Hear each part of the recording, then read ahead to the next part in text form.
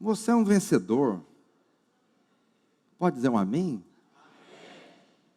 Um feriado emendado desse, você está aqui domingo de manhã, isso é glorioso. Eu pensei que só estaria eu e minha esposa, meus filhos, mas ninguém, né? Todo mundo comendo carne de porco, aleluia. E festejando e viajando. Quem ainda vai viajar aqui? O resto é tudo pobre mesmo. Quem não viaja, fica aí, né? Ouviu o pastor Mauro, aleluia. Irmãos, só relembrando que nós faremos a semana da virada com apenas 3 dias. Será 29, 30 e 31. Lembrando que dia 29, terça-feira, será às 20 horas, culto de 1h30 até 21h30. Na quarta-feira, também às 20 horas até 21h30. E na quinta-feira, que é o dia 31, nós vamos fazer o culto da virada, começa às 22 horas e termina 00:10, 00:15. Vou te dar uma dica, você deixa a leitoa assando em casa e vem para o culto. Quando você voltar e entrar na sua casa, você vai ver um ambiente espiritual, um cheiro agradável. Eu espero você aqui na semana da virada e principalmente no culto da virada. Amém? Lembrando também que as ofertas das primícias, nós estamos direcionando para a construção do prédio da Videira Sul. O ano passado, as nossas ofertas das primícias foram para comprar essas poltronas. E graças a Deus, Deus nos abençoou tremendamente. Compramos, estamos devendo ainda, pagando algumas prestações, suaves, 12 prestações, mas estamos pagando e vamos construir o prédio da Videira Sul. Lá já tem uma sala, os banheiros e alguns pilares levantados. Mas nós vamos dar continuidade lá para cobrir esse ano, ver se a gente já passa para o prédio do fundo e põe para o chão o prédio da frente. Amém? Quem estava aqui domingo passado? Glória a Deus. Domingo passado, nós falamos uma mensagem muito especial da parte de Deus. Eu queria dar uma continuidade hoje. Eu não sei se você recorda, eu falei que Jesus impeliu os discípulos a entrar no barco. E o barco seria a igreja. E a igreja está no mar, e o mar representa o mundo. Jesus subiu para orar sozinho, no monte. Ou seja, hoje Jesus está na presença de Deus. E nós estamos aqui. Mas um dia Ele voltará e vai andar sobre as águas e vai encontrar conosco. E nós estaremos para sempre com Ele. Você pode dizer glória a Deus por isso? Essa é a mensagem do Evangelho. Mas hoje eu gostaria de dar uma continuidade também mais ou menos na mesma configuração. A Bíblia, existe uns salmos, os 150 salmos do livro de Salmos da coletânea, que tem 150 capítulos. Quem já leu o Salmo sabe disso. E ele começa a ler, ele desanima quando chega no Salmo 119, que é um salmo monstruoso de grande. Mas são 150 salmos. Do Salmo 120 ao 134, que são 15 salmos, esses salmos são chamados de Salmo de degraus, ou Cântico de degraus. Por quê? Porque esses salmos, eles são de 3 em 3, uma escada. Uma escada. Eu vou te dar um exemplo aqui, não vou falar todos. Coloca para mim o Salmo 120, verso 1. São escadas. Como que funciona uma escada? Você vai subindo os degraus. Então, você vai ver que no Salmo 120, verso 1, quando eles projetarem para mim, aleluia, glória a Deus.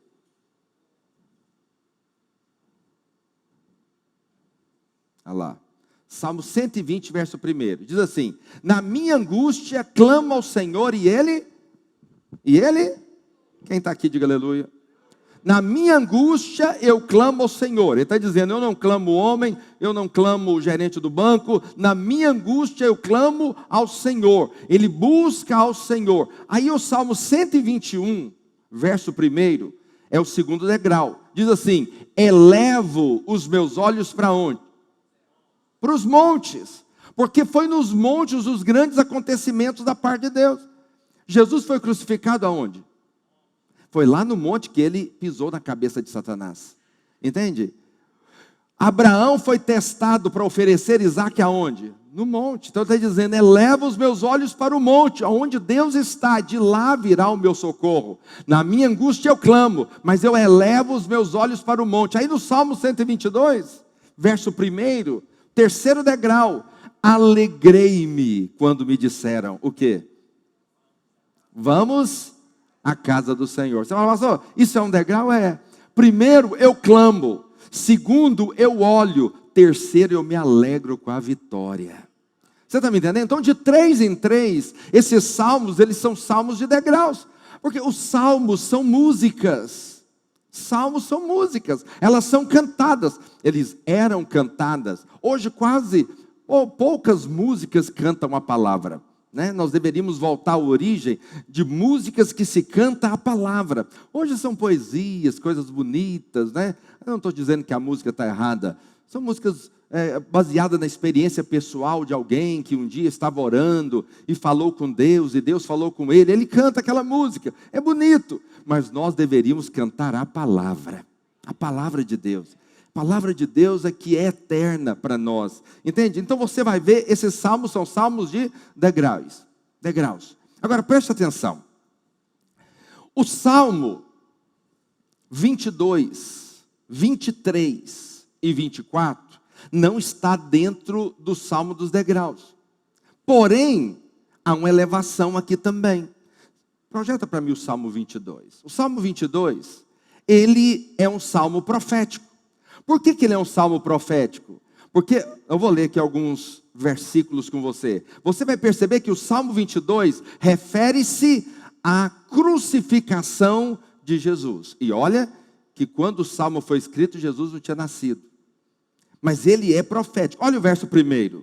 Meu Deus, por que me desamparaste? Aonde Jesus disse isso? Lá na cruz. Lá na cruz ele diz, Deus meu, por que me desamparaste? Então esse salmo aqui é um salmo profético. Ele está se referindo à crucificação de Jesus. Olha o verso 14.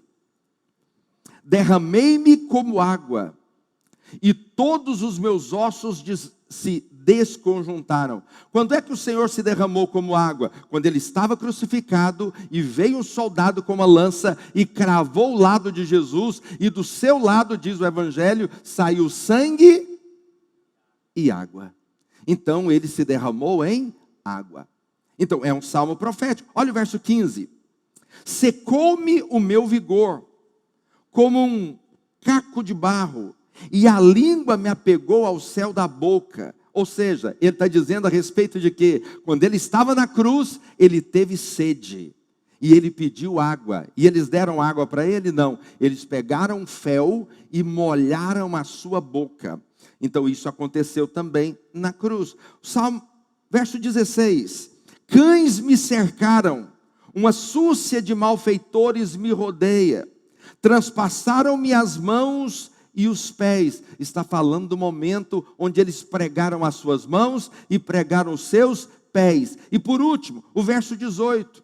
Repartem entre si as minhas vestes, e sobre a minha túnica deitam sorte. Isso aconteceu quando Jesus estava na cruz, e os soldados jogaram sorte sobre as vestes de Jesus, porque eles haviam o despido e colocado na cruz. Deixa eu falar algo para você. O Salmo 22 está falando a respeito da crucificação de Jesus. Por quê? Toda a base da nossa vida cristã não é baseado em nós. Está baseado em Cristo. Mas não em Cristo vivo lá atrás, antes da crucificação. No Cristo vivo após a ressurreição. Então, você precisa entender o seguinte: a nossa crença não é uma crença em si mesmo. A nossa crença não é uma crença no outro. A nossa crença não é uma crença no potencial humano, mas a nossa crença é uma crença na obra consumada da cruz. Os irmãos me entendem isso? Muitas pessoas creem em si mesmo. Muitas pessoas creem no outro. Mas nós cremos na cruz. Lá na cruz houve uma substituição. Lá na cruz o Senhor levou o pior do homem. O pior do homem foi colocado sobre Cristo, para que o melhor de Deus fosse colocado sobre nós.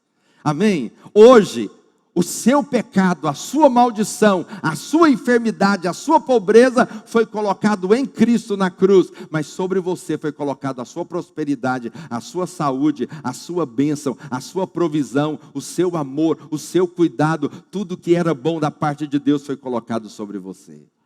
Porque lá na cruz Ele levou todas as nossas maldições. Então preste atenção, o Salmo 22 está dizendo que toda a nossa vida está baseada na cruz. Não está baseado no natural, mas no espiritual. Não está baseado no homem, mas baseado em Deus. Na obra que Ele realizou lá na cruz. Ok.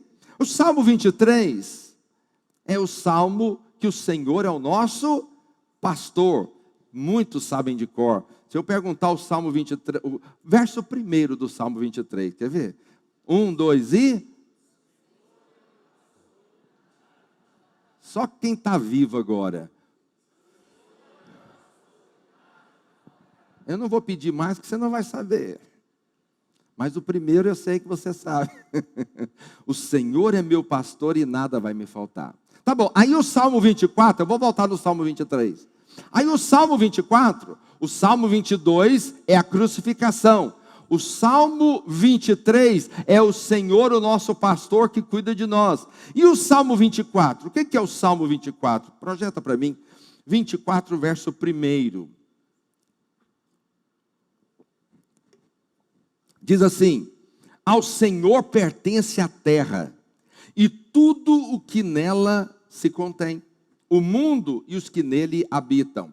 Hoje a terra é de quem? Hoje a terra é de quem? A terra sempre pertenceu a Deus e é de Deus, mas ela está sob o domínio de quem hoje? A Bíblia diz que o mundo jaz no maligno. Existe alguém que tomou posse dela, mas o dia que Jesus voltar, Ele vai pisar e tomar posse daquilo que é seu, da terra que o Pai criou. Então, agora preste atenção, olha o verso 7, capítulo 24. Levantai, ó portas, as vossas cabeças, levantai-vos, ó portais eternos, para que entre o Rei da Glória.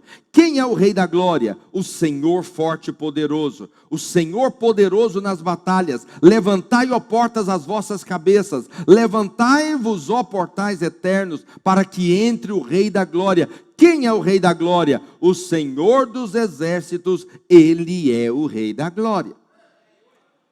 Para aí, pastor. O Salmo 22 fala da crucificação. E Ele foi para o Pai. O Salmo 23, nós estamos aqui. E de lá Ele está cuidando de nós. Mas a Bíblia diz que no Salmo 24, os portais eternos vão se abrir. E Ele vai voltar e vai encontrar conosco. E nós estaremos com Ele eternamente. Está me entendendo? Então, da mesma forma que Jesus subiu para orar, impeliu os discípulos a entrar no barco e a estar no mar, o Salmo 22, 23 e 24 demonstra a mesma profecia. No Salmo 22, Jesus está sendo crucificado. No Salmo 23, Ele está cuidando de nós. E no Salmo 24, Ele está retornando para nos buscar.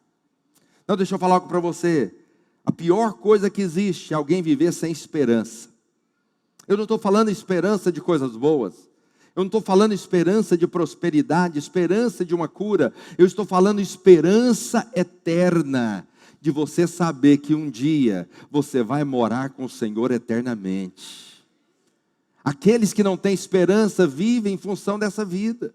Eles nascem, eles crescem, eles trabalham, ganham dinheiro, casam, morrem e a vida acabou. Porque tudo gira em torno dessa vida. Mas aqueles que têm esperança, eles sabem que em algum momento o Senhor irá voltar. E nós temos uma vida. Eu estava lendo um texto, né, pastor Olísio postou no seu Instagram. Como eu fui abençoado com essa história. Um cientista que crê em Deus, e para ele relatar essa fé, e ele relatou a história de dois embriões e duas crianças no ventre de uma mãe. E eles, então um disse para o outro, eu acho que a vida é só aqui mesmo. E o outro disse para ele, não, eu acho que em algum momento tem vida após essa vida. E aí um disse para o outro, falou, mas eu não percebo o Criador, Olhe, talvez nós não estamos percebendo, mas talvez nós estamos rodeados pela nossa mãe, o nosso Criador. E um dizia para o outro, e foi dizendo, até então que os dois nasceram e provaram dessa nova vida. Preste atenção, talvez hoje nós estamos aqui dentro do Salmo 23, o Senhor está cuidando de nós. Nós não percebemos às vezes, mas as paredes do seu útero é que cuida de nós, a sua presença, o seu cuidado. Mas em algum momento, como a mulher grávida está prestes a dar à luz, a igreja perceberá o momento da volta do Senhor. E de fato nós perceberemos que após essa vida, nós teremos uma vida plena com o Senhor eternamente. Entende? Essa é a nossa esperança. Maldito o homem que vive em função apenas dessa vida. Amém? Mas, pastor, essa é a mensagem? Não. O que eu queria falar para você é esse período intermediário. A Bíblia diz então que no Salmo 22, Jesus está sendo crucificado. No Salmo 23, Ele está cuidando de nós. No Salmo 24 é o seu retorno. Mas hoje nós estamos onde? Nós estamos no retorno? Sim ou não? Estamos no retorno? Não. Nós estamos na crucificação? Não. Nós estamos no Salmo 23. Que o Senhor é o nosso pastor, e o Senhor que cuida de nós. A crucificação passou, a volta ainda não veio, e hoje nós estamos aqui, baseados no Salmo 23. E eu queria meditar um pouquinho sobre o estilo de vida que nós precisamos de ter até a volta do Senhor. A Bíblia diz que o Senhor é o nosso pastor, e nada vai nos faltar. Você pode olhar para a pessoa que está do seu lado e falar, nada vai te faltar. Nada. Nada irá te faltar. Enquanto nós estamos aqui, enquanto Ele subiu, Ele está cuidando de nós. Ele diz, não vos deixarei órfãos. Estarei convosco todos os dias, até a consumação do século. E o Senhor é o nosso pastor que cuida de nós. Então nada vai nos faltar. Qual que é a nossa fé? Que nós teremos todo o suprimento da parte de Deus.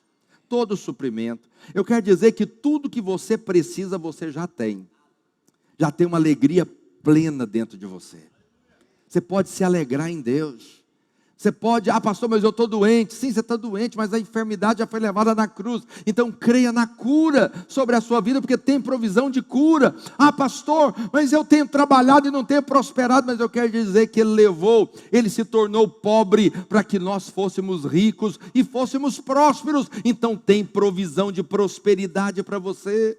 Tem provisão de todas as formas para você. Por quê? Porque nós somos ovelhas de um bom pastor que cuida das suas ovelhas. Você fala, pastor, mas você fala dessa forma, parece que não bate com as situações que eu vivo. Porque tem doença, tem enfermidade, tem crises na família. É verdade. Eu vou te falar. Quando a Bíblia diz que o Senhor é nosso pastor e nada vai nos faltar, quer dizer que não vai nos faltar alegria, não vai nos faltar prosperidade, não vai nos faltar uma família abençoada, não vai nos faltar filhos, não vai nos faltar nada, mas também não vai nos faltar tribulações. Também não vai nos faltar guerras, também não vai nos faltar inimigos. Aí você fala, pastor, mas agora lascou, porque o Senhor está dizendo que Deus vai prosperar, Deus vai abençoar, vai dar alegria. Agora tem guerra, tem tribulação. Sim, tem. O Senhor nunca disse que a vida cristã seria uma vida sem luta. Pelo contrário, Ele disse que nós teríamos vitória no meio da luta. O Senhor nunca disse que você passaria uma vida sem enfermidade. Você pode até ter, mas o Senhor prometeu que a enfermidade foi levada na cruz. E você pode declarar que você é curado em nome de Jesus.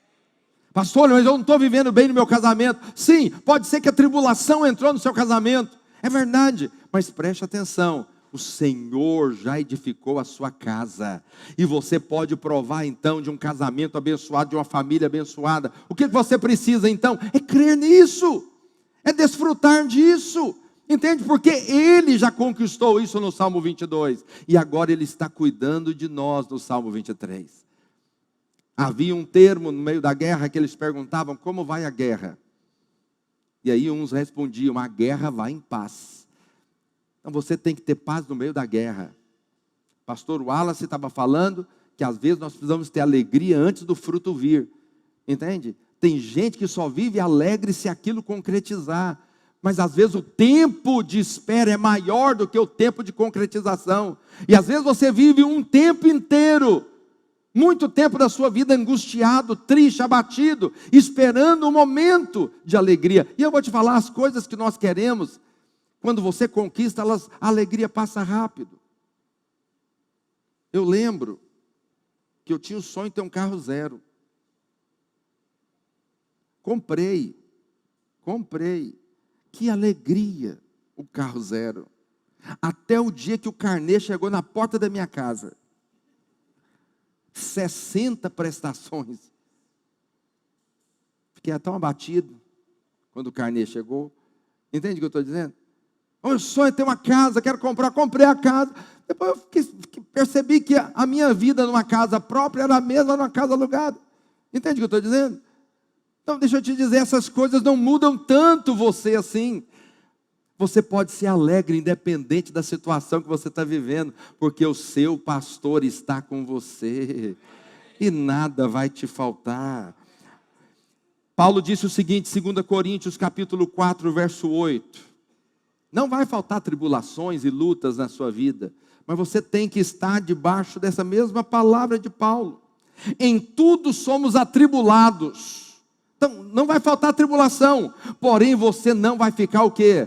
Angustiado. Em tudo somos atribulados, porém não angustiados. Perplexos, porém não desanimados. Perseguidos, porém não desamparados. Abatidos, porém não destruídos. Vocês não estão me entendendo? Quer dizer, vai ter tribulação, vai ter perplexidade, vai ter perseguição, vai ter abatimento, mas nós não seremos angustiados, não seremos desanimados, não seremos desamparados e não seremos destruídos. Entende isso? Não, é inevitável que situações ruins aconteçam. Ninguém está livre delas.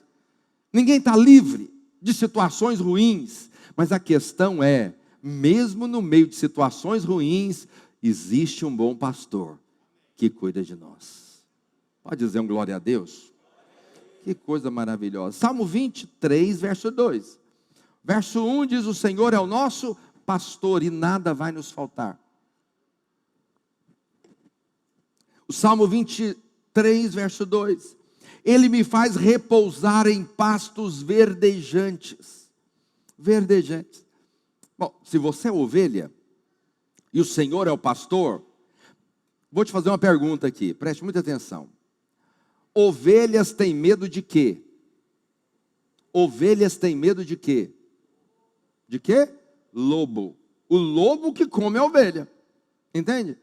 Então, ovelhas têm medo do lobo. Tá bom. Quando é que a ovelha descansa tranquila nos pastos verdejantes? Quando? Uma ovelha descansa tranquila em pastos verdejantes quando o seu pastor está perto. Os irmãos estão me entendendo? Aonde está o nosso descanso? Aonde está o nosso descanso? O nosso descanso está na presença do nosso pastor. Quando você está próximo do seu pastor, você está descansado. Eu não estou falando do pastor da igreja, eu estou falando do nosso pastor, Jesus. Quanto mais próximo de Cristo você está, mais tranquilidade você tem. Quanto mais longe de Cristo, mais tribulação você tem. Os irmãos estão me entendendo? Você pega dois irmãos com a mesma situação, as atitudes são diferentes. Então, um irmão fica desempregado e o outro também. Aí um irmão ficou desempregado e você pergunta: e aí, irmão, como você está? Pastor, perdi meu emprego, mas eu vou te dizer, Deus está abrindo uma porta melhor para mim. Aí você pergunta para o outro: irmão, como você está? Pastor, não sei o que eu vou fazer da minha vida. Pastor, eu não sei, acho que vou ter que mudar dessa cidade. Pastor, acho que eu vou ter que largar meu casamento. Pastor, eu não dou conta de sustentar minha casa. Pastor, qual que é a diferença? A diferença é que esse aqui está próximo do pastor. Ele sabe que se uma porta se fecha aqui, 3 portas se abrem ali. Mas esse aqui não confia porque ele está longe do pastor. Nós só podemos descansar em pastos verdejantes quando estamos próximo do nosso bom pastor. Por isso nunca se afaste. O pastor estava contando as ovelhas e ele tinha 100 ovelhas e percebeu que uma ovelha se perdeu. Ele foi atrás daquela que se perdeu. Talvez aquela ovelha estava atemorizada, com medo. Por quê? Porque estava longe do seu pastor, mas uma vez que ela foi trazida e colocada no aprisco, junto com o rebanho, ela ficou então em paz. Você só pode descansar próximo daquele que te protege. E eu vou te falar, não tem proteção no homem. Tem gente que confia num amigo. Eu vou te falar, amigo, amigo, amigo, amigo, amigo, amigo, amigo. Amigo são raros. Amigos pegam seu dinheiro emprestado e não te pagam. Amigos aprontam com você. Amigos te traem. Entende? Deixa eu te falar, muitas pessoas podem nos decepcionar, mas tem um que nunca vai nos decepcionar. Confia nele. Quando você confia nele, você pode descansar em pastos verdejantes. Amém? Quantos são boas ovelhas aí? Diga aleluia. Ainda no verso 2,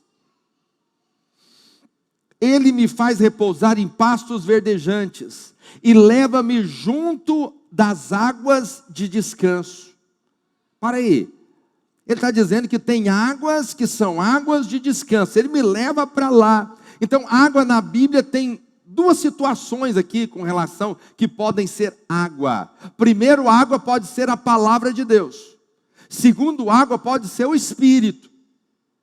Por que o Espírito? Porque a água na Bíblia tem águas da morte, que é águas do mar, e águas correntes, que são águas do Espírito. Mas águas também são a palavra de Deus. Então ela pode ser o Espírito ou pode ser a palavra. As 2 coisas podem trazer descanso para nós. Por quê? Porque a nossa fé está baseado na palavra.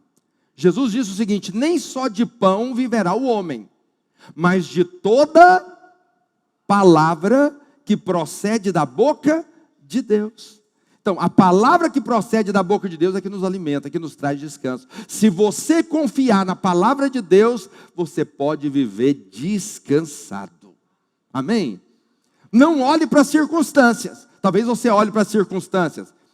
Nós começamos o ano, começou uma pandemia. Março, não foi? Final de fevereiro, início de março, começou a pandemia. E aí todo mundo olhou e pensou que esse ano é um ano perdido. Um ano perdido. E nós estamos na pandemia até agora. E você sabe até quando vai durar a pandemia? Final de 2022 para 2023 deve mudar alguma coisa no cenário. Final de 2022 para 2023 você deve tirar a máscara. Você tem uma noção de para onde vai as coisas.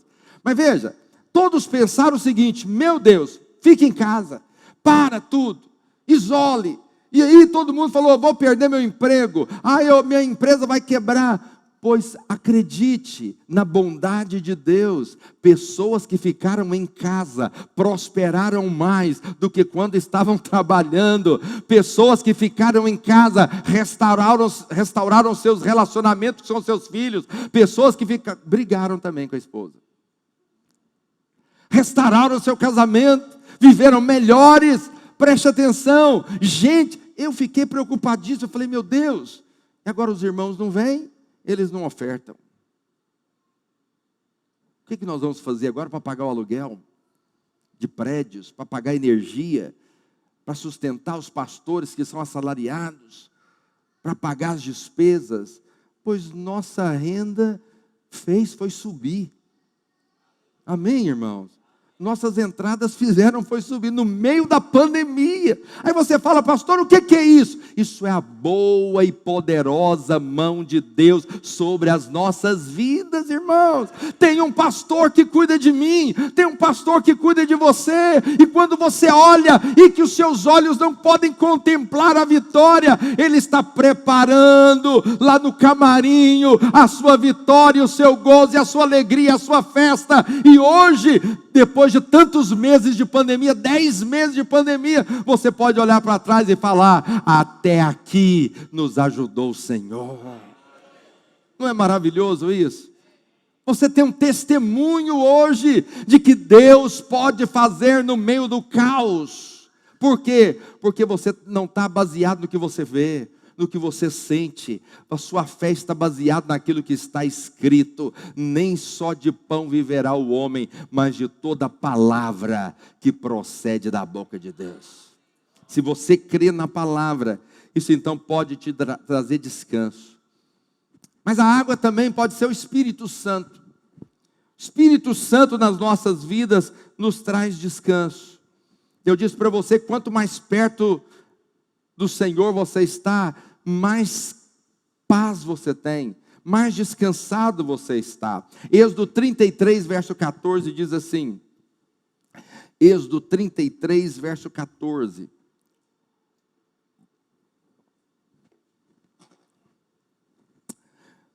Respondeu-lhe, a minha presença irá contigo, e eu lhe darei o quê? Descanso.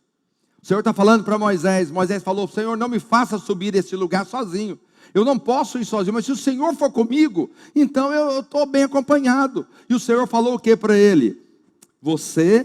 A minha presença vai com você, e porque a minha presença está com você, eu vou te dar o quê? Descanso. Quando é que você está descansado? Quando você crê na palavra. Quando é que você está descansado? Quando você está na presença do seu pastor. Quando você está com a presença do seu pastor, então você pode confiar plenamente que o Senhor não vai te deixar na chapada, não vai te deixar sozinho. O Senhor sempre estará com você. Sempre, sempre. Quando os homens falarem, perguntarem, né? Como é que está Maria? A Maria está no hospital, mas aí como é que ela está? Eita, só Deus. Você fala, então está nas mãos certas. Quem está nas mãos de Deus, está nas mãos certas. Quando todos olharem e não acreditarem, você lembre de algo. Existe uma palavra empenhada sobre você. Creia na palavra e você vai ver o milagre da parte de Deus na sua vida. Amém, irmãos?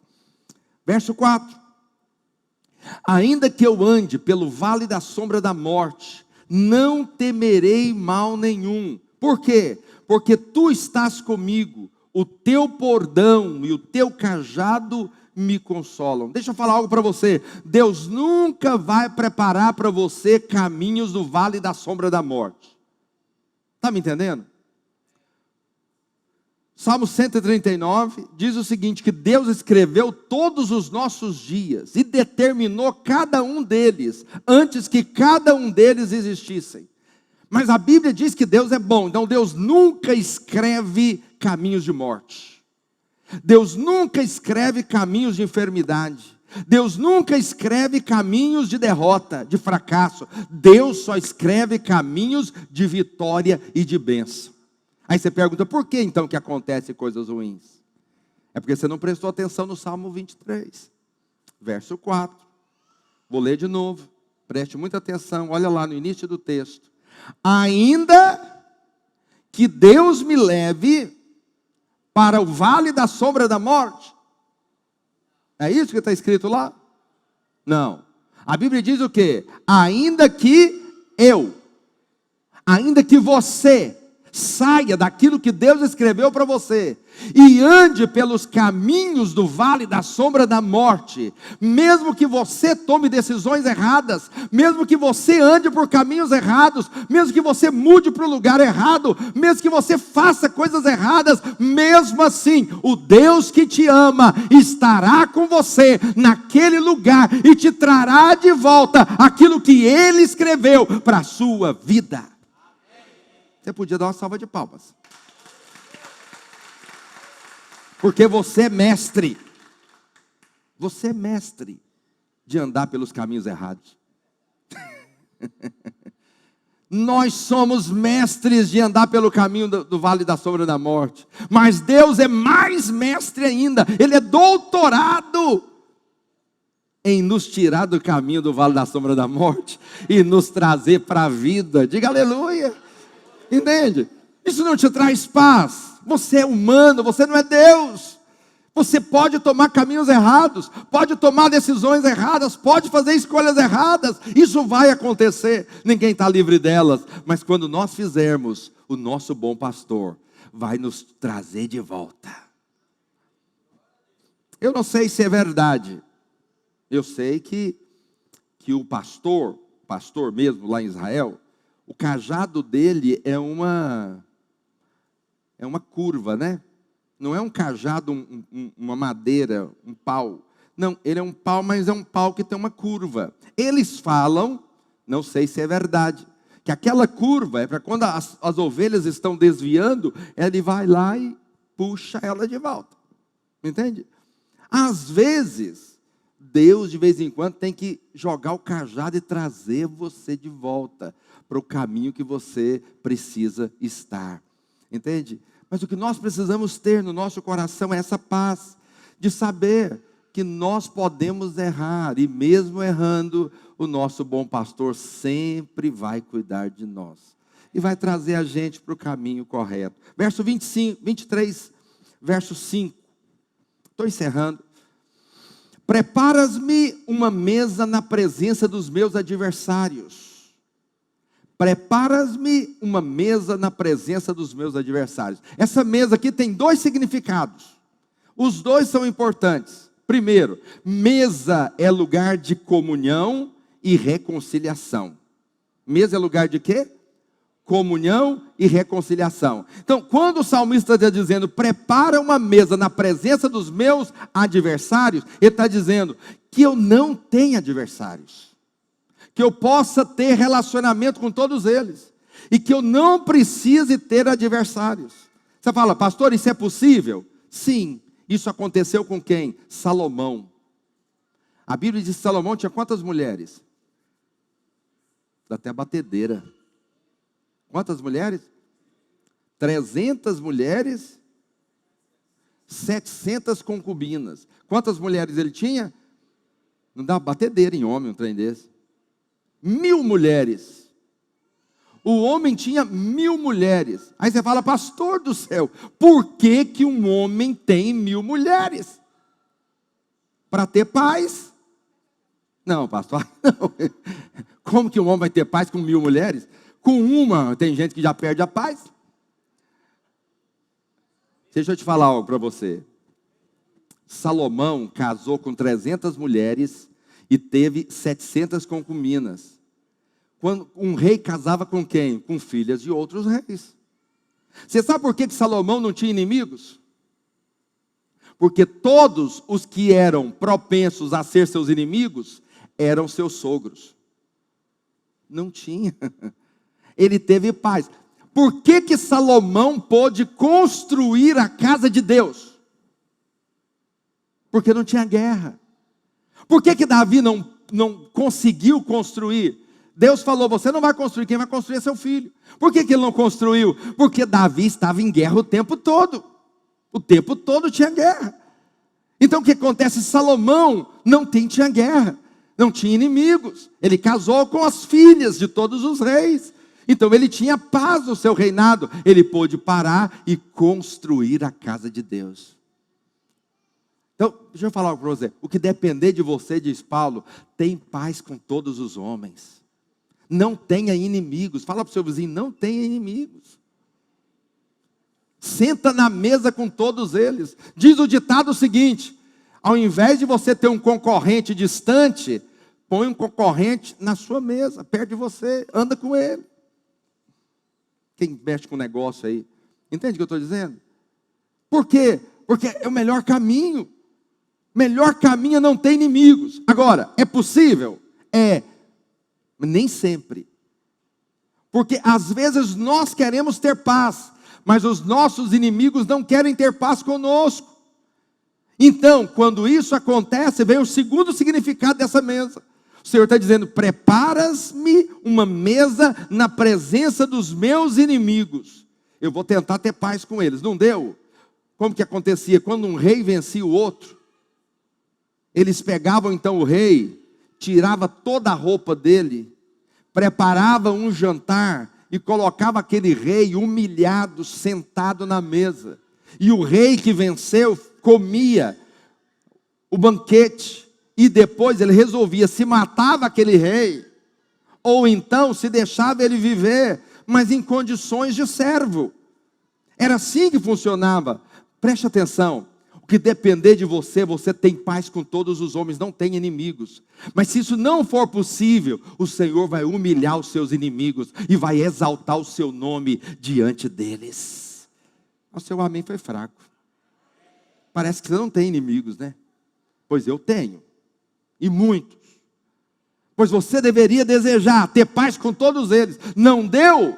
Então, Senhor, exalte o meu nome e envergonhe os meus inimigos.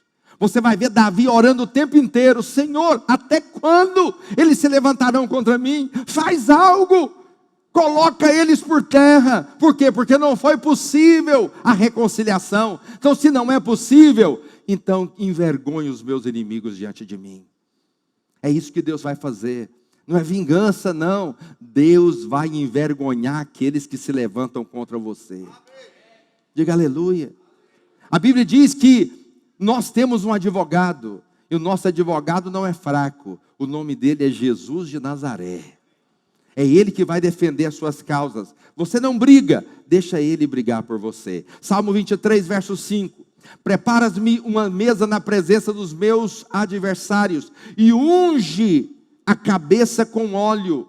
Unge a cabeça com óleo. O óleo, ele era um repelente de mosca.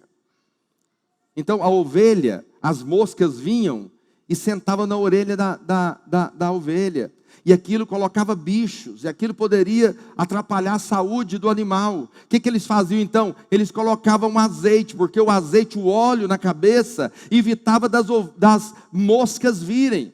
A Bíblia diz que Jesus expulsou um demônio de uma pessoa, e eles olharam e disseram o quê?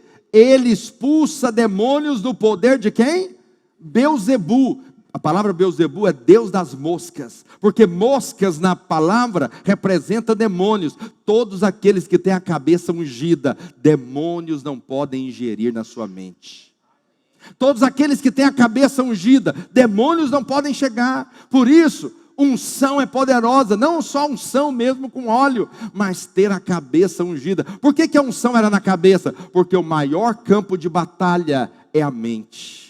O diabo coloca ideias na sua cabeça: eu não mereço, Deus não me ama. E essa é a maior guerra na nossa cabeça. Mas quando você unge a sua cabeça com óleo, você então sabe que você está protegido desses demônios que querem ingerir na sua mente. Quem está me entendendo? E por último, verso 6. Verso 6 diz assim: bondade e misericórdia. Você pode repetir comigo? Bondade e misericórdia. Só agora com quem vai ter um almoço abençoado mesmo. Bondade e misericórdia.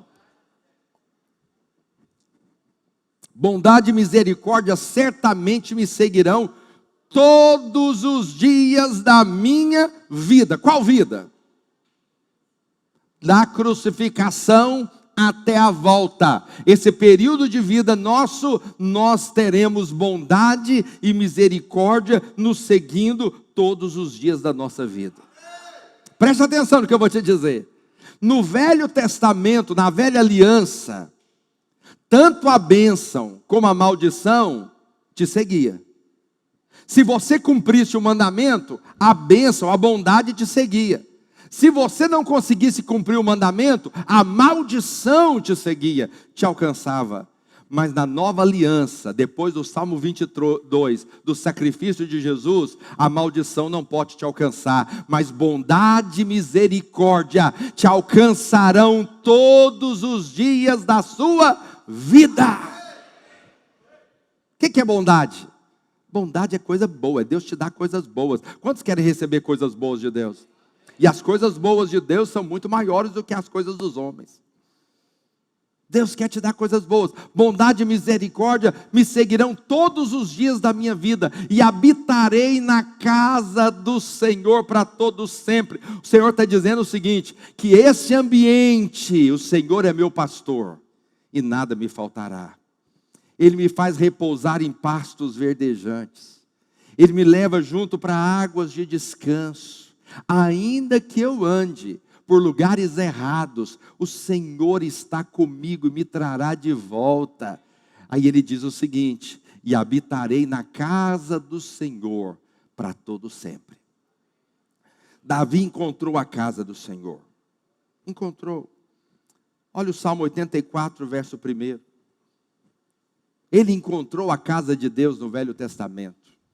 Diz assim, quão amáveis são os teus tabernáculos, Senhor dos exércitos. Minha alma suspira e desfalece pelos teus átrios. Verso 3. O pardal encontrou casa, e a andorinha ninho para si. E Davi então diz, eu encontrei teus altares, Senhor, Rei meu e Deus meu. Se tivesse alguém para tocar para mim. Eu encontrei teus altares, Senhor, Rei meu e Deus meu. Fique de pé onde você está. Preste atenção. Você pode ter tudo que é de Deus. Basta você fazer como Davi fez. Davi no Velho Testamento, na Velha Aliança, ele encontrou um ambiente que fez da sua vida algo tremendo. Ele encontrou a presença de Deus. Então, preste atenção, no meio do caos, às vezes, quando você olha e não vê situações, olha no meio de uma pandemia, no meio de uma enfermidade, no meio de uma situação ruim, eu quero te dizer, quando você encontra a casa de Deus, a presença de Deus, esse ambiente, que o Senhor é seu pastor, e nada vai te faltar, você vai habitar em pastos verdejantes, você vai estar junto às águas de descanso, quando você se deixa ser levado pelo pastor a esse ambiente, eu quero dizer que você pode andar por qualquer caminho errado que você quiser, acontece que o pastor nunca vai te deixar, ele vai estar do seu lado, ele vai te abençoar, nada vai te faltar. Se faltar refrigério, ele vai trazer água da palavra para refrigerar a sua vida, vai trazer a água do Espírito para refrigerar a sua vida. Ergue suas mãos para o céu onde você está. Oh meu Pai, onde você está? Adore o pastor. Diga, Senhor, o Senhor é o meu bom pastor. Ó Deus, eu te louvo nessa manhã, meu Pai, obrigado. Obrigado porque nada tem me faltado. Obrigado porque eu estou firmado na palavra.